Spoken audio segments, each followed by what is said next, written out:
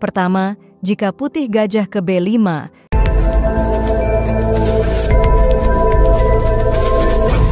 Halo pecinta catur, selamat datang kembali bersama Logai Kreator.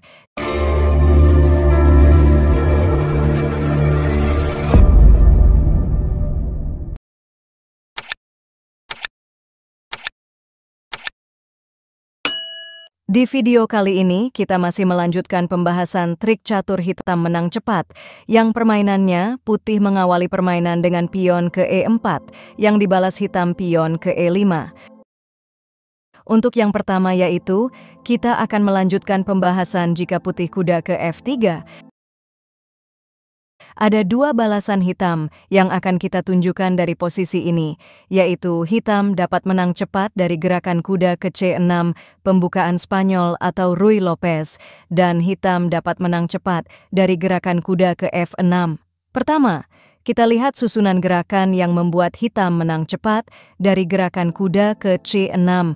Pertama, jika putih gajah ke B5, gerakan saja kuda ke F6. Karena kalaupun putih menginginkan pion E5 dengan gajah kali kuda, tangkap saja gajah dengan D kali gajah. Jika kuda kali pion, hitam akan mendapatkan pion juga dari gerakan menteri. Kuda putih jadi terancam, dan di langkah berikutnya, hitam akan dapat pion juga.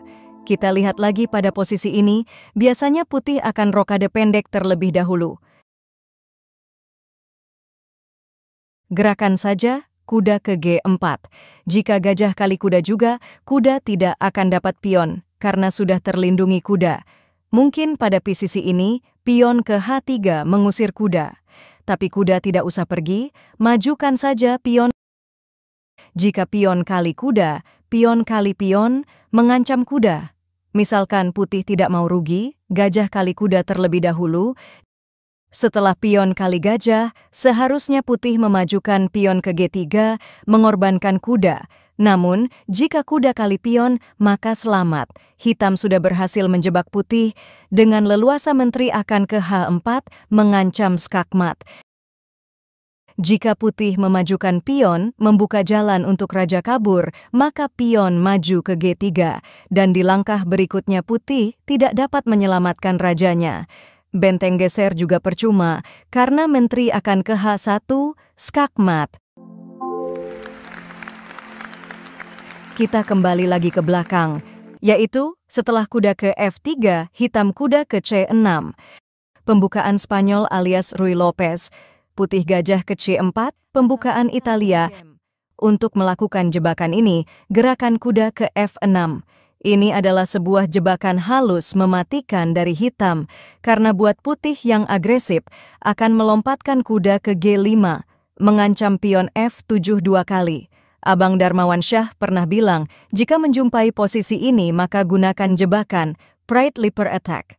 Bagaimana cara menggunakannya? Caranya yaitu, majukan pion ke D5, pastinya putih pion kali pion. Awas, di sini pionnya jangan dimakan kembali dengan kuda, maka lompatkan saja kuda ke D4. Inilah jebakannya, karena biasanya pion akan dimajukan ke D6 membuka serangan gajahnya ke petak F7. Buat hitam, jangan sungkan untuk menangkap pion dengan menteri. Buat putih yang terjebak, pastinya akan memanfaatkan kesempatan ini untuk keunggulan perwirannya, yaitu kuda ke F7 mengancam menteri sekaligus mengancam benteng. Maka menteri ke C6 mengancam gajah, sekaligus mengancam pion G2, dan pion G2 inilah ancaman yang sebenarnya.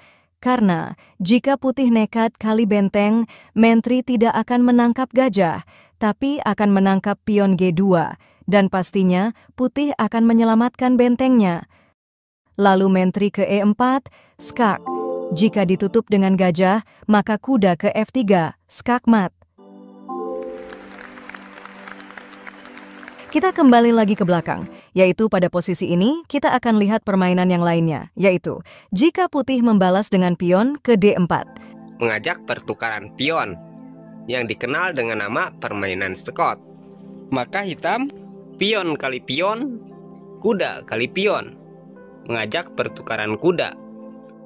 Kuda ke F6 mengancam pion. Jika kuda ke C3 melindungi pion, maka gajah ke B4 mengunci pergerakan kuda. Pastinya putih kuda kali kuda, B kali kuda. Lalu putih menteri ke D4, mengancam gajah, sekaligus menambah perlindungan terhadap E4. Maka hitam harus menggerakkan menteri ke E7, melindungi gajah sekaligus menambah serangan pada pion E4. Langkah terbaik putih pada posisi ini yaitu memajukan pion ke F3, melindungi pion sekaligus menghadang pergerakan kuda ke G4. Disinilah hitam dapat melakukan tekanan pada pion putih, yaitu memajukan pion ke D5, menyerang pion. Dan sering terjadi kesalahan putih di posisi ini, yaitu memajukan pion E-nya, mengancam kuda. Padahal, gajah ke G5 lebih baik. Jika benar, pion maju ke E5 mengancam kuda, maka gajah ke C5 mengancam menteri. Buat putih yang tetap berusaha ingin mempertahankan pion E-nya, akan melarikan menterinya ke F4 agar pionnya dapat tetap terlindungi. Dengan bergeraknya menteri ke F4 ini, pion E putih ini tidak dapat dipertahankan. Karena gajah dapat ke E6 menambah ancaman terhadap pion E putih ini. Pion tidak dapat kali gajah karena terkunci menteri. Dari posisi ini, putih mulai terdesak. Dan langkah terbaik putih itu kuda ke E2, mencegah pion D hitam agar tidak maju ke D4 nantinya. Lalu gajah kali pion, mengancam menteri, dan menteri ke E3. Hitam rokade pendek, putih gajah ke D2, membuka jalan rokade panjang. Persiapan hitam untuk menggerakkan gajah, benteng digeser ke E8.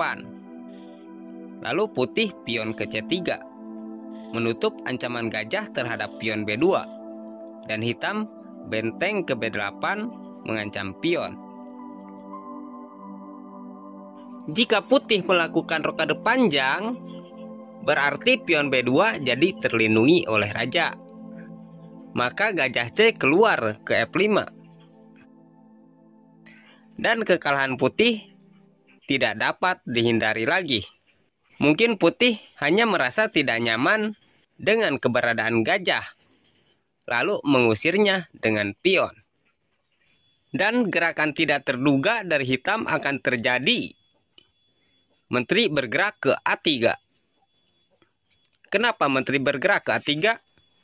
Lihat, posisi benteng sudah siap melakukan skakmat di petak B1. Jika putih melakukan pion kali menteri, benteng langsung melesat ke B1, skakmat.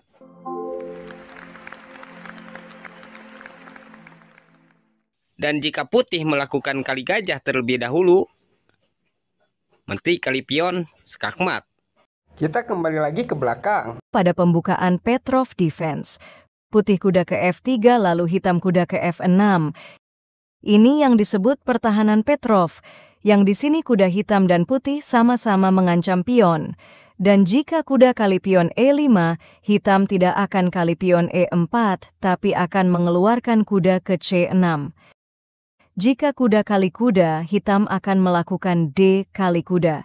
Di posisi ini, hitam memberi kesempatan untuk putih melindungi pionnya, atau mungkin juga pionnya akan dimajukan menyerang kuda.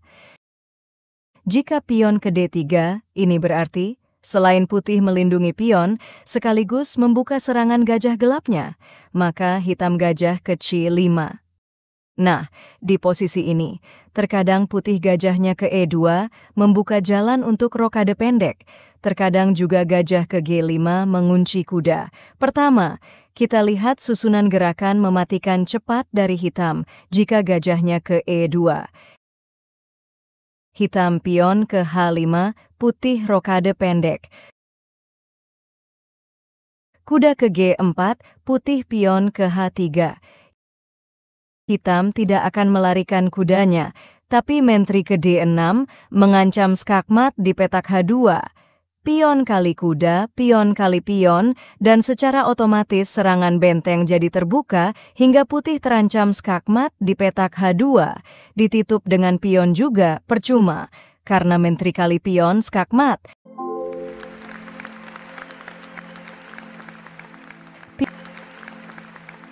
Pion F tidak dapat kali menteri karena terkunci gajah.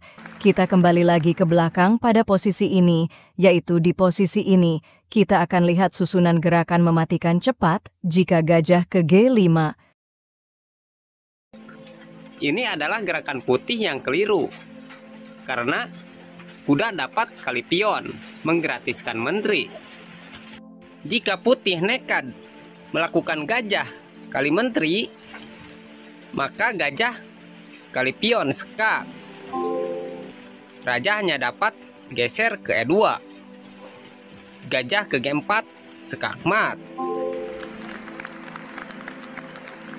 Lalu bagaimana bang jika pada posisi ini gajah mundur ke E3 menutup ancaman gajah? Maka gajah kali gajah, pion kali gajah, menteri ke H4 skak. Pion menutup, kuda kali pion. Jika pion kali kuda, menteri kali benteng. Jika tadi benteng geser mengancam kuda, kuda diangkat skak dengan menteri. Benteng menutup, menteri kali pion. Benteng ke G2 mengancam menteri. Menteri balik lagi ke H4 skak. Raja geser, gajah ke G4 skak. Benteng kali gajah, menteri ke F2 skakmat. Kita lihat lagi saat gajah mundur ke E3 menutup serangan gajah. Bagaimana bang jika saat gajah kali gajah tadi putih tidak pion kali gajah, tapi pion kali kuda? Maka gajah kali pion skak. Jika raja kali gajah, maka hitam dapat menteri. Jika tadi raja geser ke E2, gajah ke G4 skak. Raja kali gajah, putih kehilangan menteri juga. Kita lihat lagi sedikit ke belakang, yaitu saat kuda kali pion. Bagaimana jika di posisi ini pion kali kuda? Maka akan terjadi seperti yang baru saja kita perlihatkan. Gajah kali pion skak. Jika raja kali gajah, menteri kali menteri. Dan jika tadi raja geser ke E2, gajah ke G4 skak. Raja kali gajah, menteri kali menteri. Kita kembali lagi ke belakang, yaitu setelah D kali kuda. Di sini putih memajukan pion mengancam kuda. Maka kuda ke E4. Jika pion kali kuda, ya ini juga akan terjadi seperti tadi. Gajah kali pion skak. Raja kali gajah, hitam dapat menteri. Jika raja tidak kali gajah, yaitu geser ke E2, gajah ke G4 skak. Raja kali gajah, menteri kali menteri. Dan kita kembali lagi ke belakang, yaitu pada posisi ini kita akan lihat susunan menang cepat hitam jika putih gajah ke C4. Di sini kita akan tunjukkan menang cepat hitam dengan pion ke F5. Gambit kontra Calabres. Tujuan dari gambit ini adalah untuk mengontrol pusat dengan lebih baik dan merusak rencana putih dengan strategi Italianya. Pada posisi ini, ada banyak kemungkinan balasan dari putih yang harus kalian kuasai cara menghadapinya. Mungkin putih akan menolak gambit yang ditawarkan hitam ini. Mungkin juga putih akan pion kali pion menerima gambit dari hitam ini. Jika pion kali pion, kuda akan melompat ke F6, mengontrol petak H5 dari serangan menteri. Dari posisi ini, ada beberapa kemungkinan yang biasa terjadi untuk kita bahas. Pertama, kita lihat jika putih pion ke G4. Di posisi ini, ada dua versi gerakan terbaik dari hitam, yaitu ada yang gajah ke C5, ada yang pion ke D5. Dari keduanya itu, permainannya akan sama, melakukan pengorbanan dua perwira, yaitu korban kuda dan gajah. Pertama, gerakan yang gajah ke C5 terlebih dahulu. Setelah putih memajukan pion mengancam kuda, hitam memajukan pion mengancam gajah. Jika gajah ke B5 melakukan sekak, pion akan menutup sekak terlebih dahulu. Jika gajah mundur misal ke B3, hitam akan melakukan rokade pendek, mengorbankan kudanya. Setelah pion kali kuda, gajah kali F2, sekak.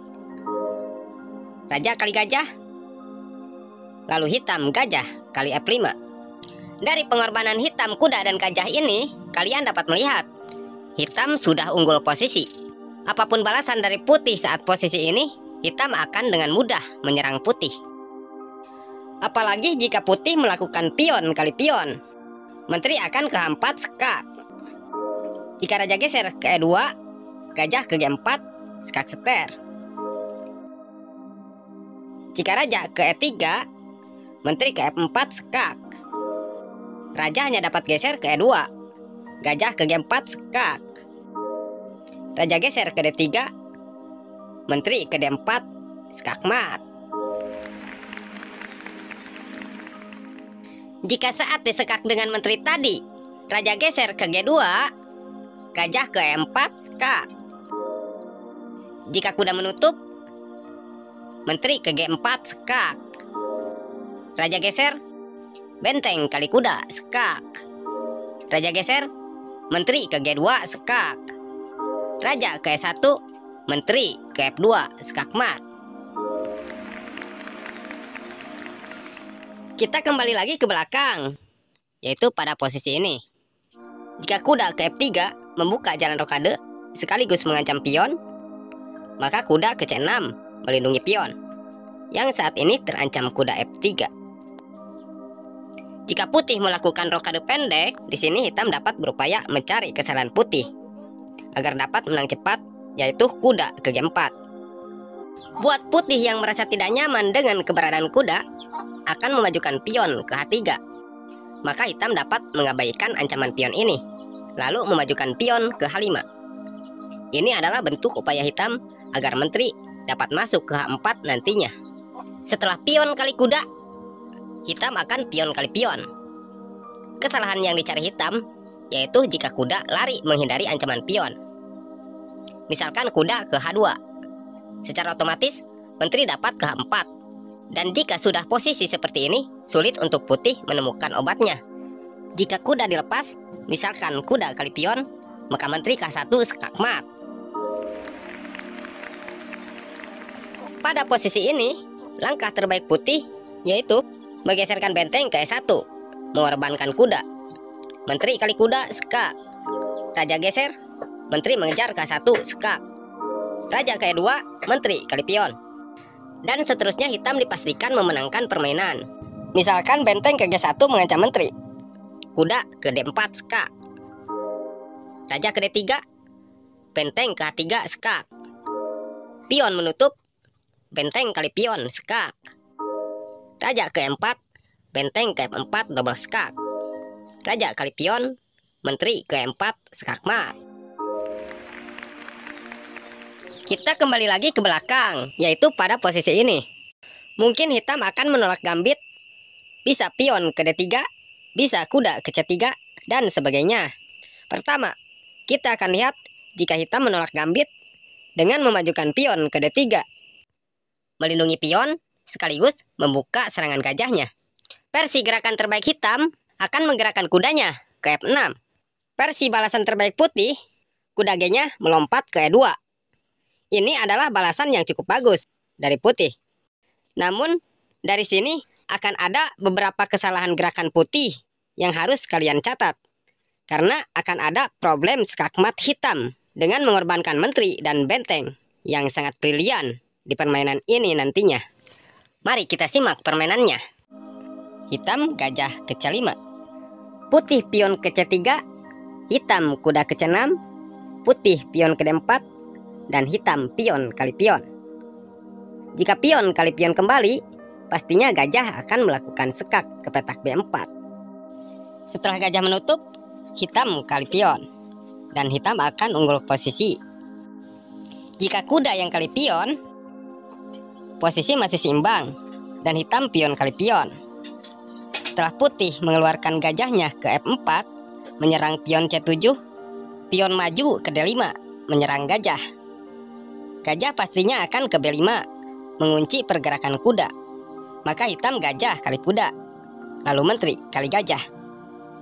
Kuda tidak dapat kali menteri, karena masih terkunci gajah. Maka hitam melakukan rokade pendek, agar kudanya dapat bergerak. Dan menteri putih jadi terancam kuda. Langkah yang nampak terbaik buat putih yaitu menteri bergerak ke A4, membantu gajah menyerang kuda. Hitam gajah ke D7. Dari sinilah hitam akan dapat menemukan sebuah problem pengorbanan menteri dan benteng. Dimulai dari pergerakan gajah kali kuda, pion kali gajah, gajah ke G5 mengunci pergerakan kuda, menteri ke H8, menteri ke B3, kuda ke G4, mengancam pion. Gajah ke H4 melindungi pion.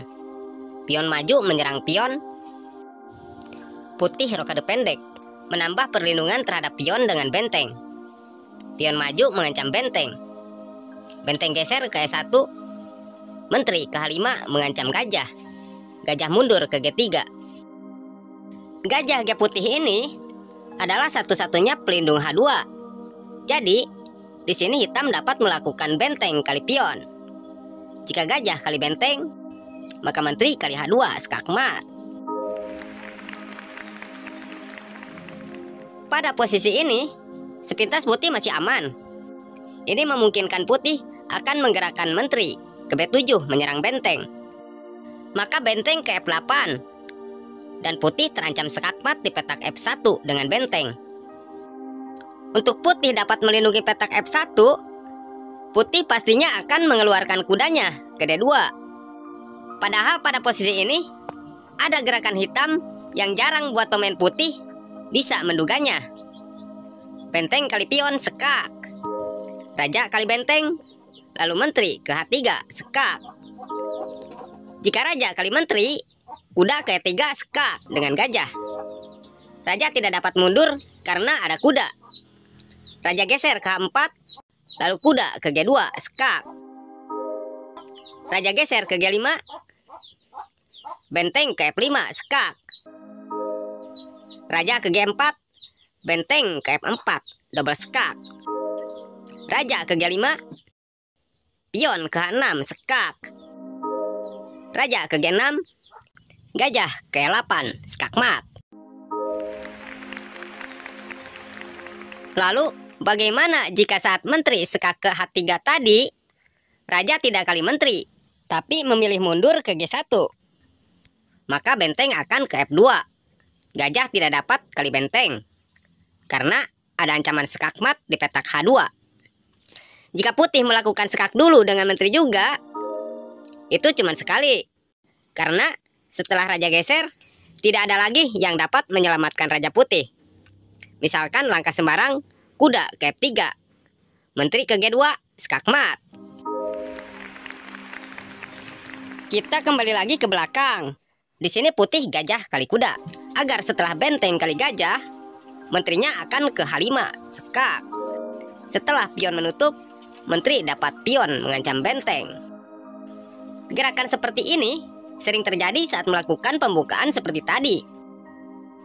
Dan hitam bentengnya akan ke G7, mengancam menteri. Lalu menteri ke H8.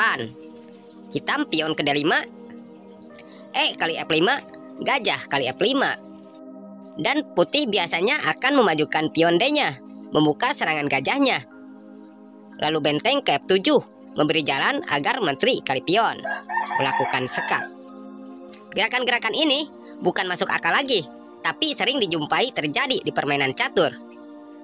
Di posisi ini ada yang menteri kali pion sekak, ada juga yang gajah ke H6. Jika menteri kali pion sekak, maka menteri akan hilang karena benteng akan menutup ke E7. Menteri tidak dapat kabur karena terkunci open sekak dengan benteng. Jika tadi gajah ke H6, maka menteri ke H4. Yang terlihat jelasnya sih, menteri ini mengunci pergerakan gajah. Jika gajah kali gajah, pasti menteri akan hilang. Padahal tujuan utama hitam adalah petak B4. Jika ketahuan, pasti akan memajukan pion ke C3 dan menteri akan kali gajah. Tapi rata-rata pemain putih lebih memilih menggeserkan gajah ke G7, mengajak pertukaran menteri agar tidak terjadi kehilangan gajahnya. Maka menteri ke B4 sekak. Pion menutup, menteri kali B2. Dan di langkah-langkah berikutnya, bisa dipastikan hitam akan memenangkan permainan. Nah, kita kembali lagi ke belakang, yaitu pada saat gajah ke C4. Di sini kita akan sama-sama melihat susunan gerakan mematikan cepat dari hitam. Hitam membalas dengan kuda ke F6, lalu putih pion ke D4 mengajak pertukaran pion. Hitam pion kali pion, pion dimajukan mengancam kuda. Hitam juga memajukan pion ke D5 mengancam gajah. Gajah mundur ke B3, kuda ke E4, kuda ke E2, gajah ke C5. Pion ke F3 mengusir kuda. Menteri ke H4, skak. Pion menutup dan menteri jadi terancam.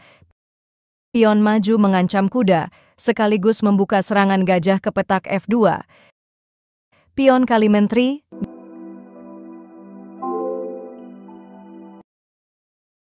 Gajah ke H3, skakmat.